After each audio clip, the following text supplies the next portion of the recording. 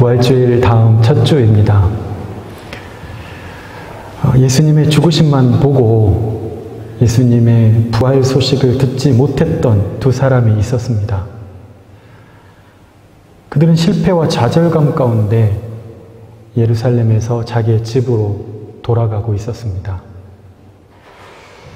엠마오에서 25리의 길을 걸어서 예루살렘으로 올 때만큼은 그 마음에 예수님에 대한 큰 기대가 있었던 것으로 보입니다. 여기서 우리는 그들의 기대와 말씀의 예언이 얼마나 차이가 있는지를 볼 수가 있습니다. 때로 어떤 성도들은 자신들의 기대와 자신의 소망을 신앙으로 착각합니다. 하나님이라면 이렇게 해야 되는 거 아니야? 이게 말씀에서 증거하는 말씀 하나님보다도 내가 생각하는 게 더 우선이에요. 하나님이라면 이렇게 해야 되는 거잖아. 자기의 기대와 소망을 신앙으로 착각하는 거죠. 또 어떤 성도들은 자신이 신봉하는 이데올로기나 정치적인 입장을 신앙으로 착각합니다. 하나님은 이런 분이셔야 돼. 또 어떤 성도들은 자신의 취향을 신앙으로 착각합니다. 되게 성경에 근거가 없는 것은 아니에요. 분명히 그런 부분들이 있어요. 그런데 자신이 믿는 한두 가지, 자기가 아는 성경의 어떤 구절 한두 가지를 절대적인 기준으로 모든 프리즘으로 다 바라보는 모든 면을 그것에 적용하는 방식이죠. 그들이 원했던 예수님은 엘리야를 부르는 것 같았으나 끝내 엘리야의 도움을 받지 못한 실패한 선지자였습니다. 그래, 엘리 라마 사박다니 그러니까 엘리야를 부르네. 이제 뭔가 이벤트가 일어날 거야. 그들이 기대했던 예수는 보란듯이 조롱하는 무리들을 혼내주는, 십자가에서 딱 내려와가지고 야 내려와봐 이랬던 이 사람들 앞에서 아주 꼼짝없이 이 사람들을 혼내주고 이렇게 갚아주시는 그런 생각을 했었는데 무력하게 끝까지 보니까 꼴까닥 숨이 끊어지는 거예요. 뭐지? 이 상실감? 죽은 자도 일으켰던 그 능력으로 자신은 어떻게 하지 못하지? 아니 쟤는 신앙이 좋다면서 다른 사람은 막 기도해줘가지고 기도했는데 나았어. 제가 고3 때 막 친구들 기도해주고 그랬어요. 그래서 그때 저한테 친구들이 야 너 전도사 해라. 막 고3 때 쉬는 시간마다 교회 안 다니는 애들도 저한테 오는 거예요. 그래서 야 종현이한테 기도받아. 막 이러면서 그랬던 기억이 있었어요.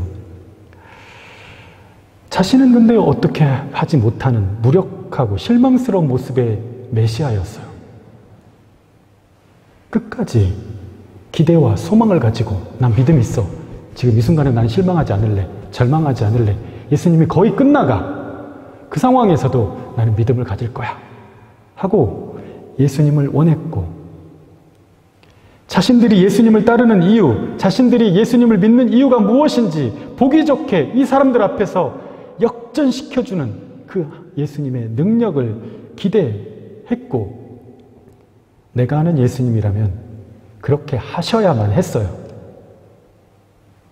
그런데 끝내 예수님이 숨을 거두셨습니다. 그들은 실망뿐 아니라 수많은 사람들 앞에서 내가 믿고 있었던 것이 틀렸다는 것을 증명하는 아주 자존심 상한 일이 되어버렸어요. 우리는 참 그 상황에서도 자기 자존심을 생각하죠. 청년 시절에 저의 아버지의 임종을 지키던 그날 밤을 기억합니다. 그때 지금의 제 나이와 이제 얼마 차이가 나지 않은 아버지의 나이였는데 갑작스럽게 쓰러지셨고 쓰러진 이후에 10일 안에 그냥 황망하게 진짜 세상을 떴어요. 하늘의 부르심을 받았습니다. 그 마지막 밤새 아버지를 간호하면서 한 손을 잡고 기도하면서 말씀을 읽어드리고 보내고 있었습니다. 그날 밤 엄청난 신비한 체험을 많이 했어요. 그랬으면 저는 이제 어떤 생각을 가질까요? 그런 신비한 체험을 했으니까 하나님이 살려주시겠구나. 새벽에 의식을 잃은 아버지의 입을 통해서 나오는 성령의 소리를 들었고, 또 제가 잡은 손이 살짝 잡고 있었는데 다 피멍이 든 것을 보면서 깜짝 놀랐었어요. 의학적으로는 이미 얼마 안 남았다는 의사의 소견에도 제 마음 가운데 이런 체험도 있었고, 무엇보다 내가 진심으로 간절히 기도하고 있기 때문에 의사의 예상과는 다른 결과가 있을 거라고 기대했어요. 10여 명 정도의 누워있는 그 중환자실에서 제가 그렇게 기독교인으로서 확실하게 티를 냈던 것을 그 방 안 사람들이 다 봤어요. 제 교회 열심히 다니나 봐. 다 봤어요. 근데 그거가 지금 중요하지 않아. 왜? 지금 아버지의 목숨이 왔다 갔다 하는 상황이잖아요. 그러니 아버지의 회복은 이제 내 생각에 아버지가 여기서 회복이 되면 나도 물론 좋겠지만 이 많은 사람들이 다 봤으니까 이 사람들이 다 믿지 않을까 하는 그런 하나님, 여기서 일을 행하시면 이 사람들이 다 믿지 않을까요? 살아계신 그 하나님을 깨닫게 되지 않을까요? 절호의 찬스라고 생각했습니다. 그러나 동이 터올 무렵 의사들과 간호사들이 갑자기 달려오기 시작하고 저는 더 이상 그 옆에 머무를 수가 없었습니다. 그리고 그 얼마의 시간 이후에 의사의 표정은 많이 어두워졌고 무슨 뜻인지 이해할 수 있었습니다. 근데 이제 그 방을 중환자실 들어갈 수가 없는 거예요. 실패감 때문이었어요. 나 정말 열심히 기도했고 또 하나님이 내게 보여주신 게 있잖아요. 뭐지? 이게? 아버지의 상황도 슬프고 아픈 일인데 나의 기도는? 나의 기대감은? 그동안 내가 받은 약속은? 이 신비한 체험들은 뭐였을까? 혼란스럽기만 했습니다.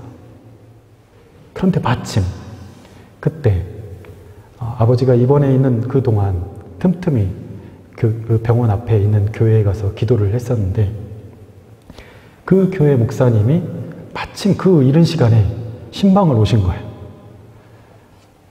그래서 무작정 붙들고 목사님 제가 밤새 기도했는데요. 끝내 저희 아버지가 마지막인 것 같습니다. 지금 제가 저 방을 들어갈 수가 없습니다. 목사님 교회 성도는 아니지만 죄송한데 부탁드립니다. 저를 이끌고 들어가 주셔서 저희 아버지를 위해서 기도 한 번만 해주세요. 목사님은 흔쾌히 그러시겠다고 하시면서 앞장을 서주셨어요. 목사님 뒤를 쫄쫄쫄 따라 들어갔어요. 그리고 그날은 정말 긴 하루를 보내야 했습니다. 엠마오 마을로 내려가는 두 제자의 실망감, 슬픔, 좌절도 그 비슷한 그 어떤 것이 아닐까 싶습니다. 그런데 바로 그 실망감과 좌절감 가운데 놓여있는 그 두 제자에게 부활하신 예수님이 찾아가신 거예요. 근데 그들의 눈이 가려져서 예수님인 줄을 알아보지를 못해요. 분명히 십자가에서 죽으신 것까지 다 본 사람들이고 어떤 분인지 아는 제자들이에요. 그런데도 그 옆에 왔는데도 알아보지를 못해요. 이것은 두 가지 의미가 있습니다. 한 가지는 자기가 보고 싶은 것만 보고 자기가 믿고 싶은 것만을 믿으니까 실제가 나타나도 보지 못하는, 알아보지 못하는 현상입니다. 또 한 가지는 예수님이 그들의 마음을 위로하시고 참된 진리, 참된 주님을 만날 수 있도록 잠시 눈을 가리우셨을 수도 있겠죠. 그들은 부활하신 주님이 그들 바로 곁에 와 있는데도 알지 못합니다. 예수님은 묻습니다. 17절 같이 한번 읽습니다. 17절 시작. 예수께서 이르시되 너희가 길 가면서 서로 주고받고 하는 이야기가 무엇이냐 하시니 두 사람이 슬픈 빛을 띠고 머물러 서더라. 아멘.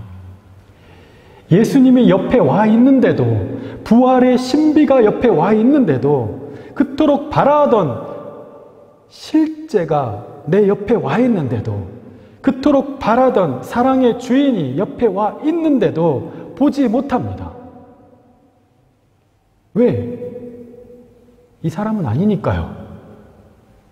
이미 내 생각과 내 시선 안에서 주님은 어떤 분이어야 한다는 상이 나한테 있는 거예요. 이게 말씀이 증거하는 그 주님과 달라도 나는 이것을 지지하는 거예요. 여러분 신앙은 어떻습니까? 때론 사람을 망치고 있는 것은요, 자기가 가장 믿고 있는 신념일 수도 있습니다.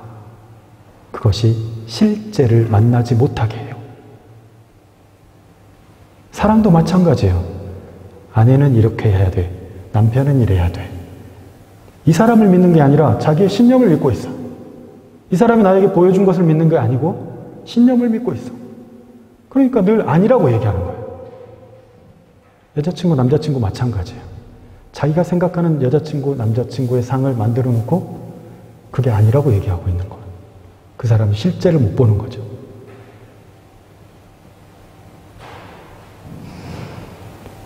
어쩌면 내가 믿고 있는 그 신념이 실제를 못 보게 하고 있다. 다른 사람에 대한 편견과 선입견은 어떻습니까?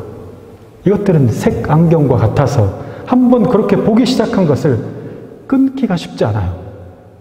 나는 저 사람과 관계가 없는데도 만난 적이 없어요. 그런데도 이 사람이 저 사람에 대해서 한마디 한 것이 자꾸 걸려.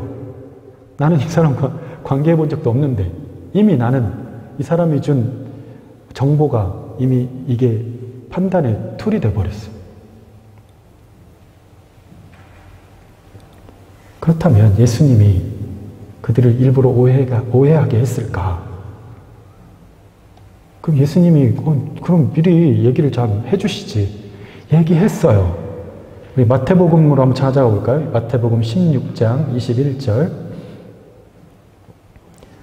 이건 안 띄워줍니다. 찾아야 돼. 갑자기 목사님 반칙이야. 다 띄워주시더니 마태복음 16장 21절. 이게 지금 주는 그리스도시요 살아계신 하나님 아들이십니다. 이런 엄청난 장면 이후에 있었던 장면이죠. 같이 한번 읽겠습니다. 마태복음 16장 21절 시작. 이때로부터 예수 그리스도께서 자기가 예루살렘에 올라가 장로들과 대제사장들과 서기관들에게 많은 고난을 받고 죽임을 당하고 제3일에 살아나야 할 것을 제자들에게 비로소 나타내시니. 아멘. 제자들이 가장 믿음이 좋을 때, 그냥 아무 때나 얘기한 게 아니에요. 받아들일 만한 때 얘기하신 거예요. 베드로는 심지어 주는 그리스도시요 살아계신 하나님의 아들이십니다라고까지 얘기를 했어. 엄청난 충격적인 고백을 했는데도 불구하고 그때에 받아들일 때가 됐구나. 그때에 예수님이 내가 많은 고난을 받을 거야. 그리고 죽을 것이고 그리고 제3일 만에 살아날 거야.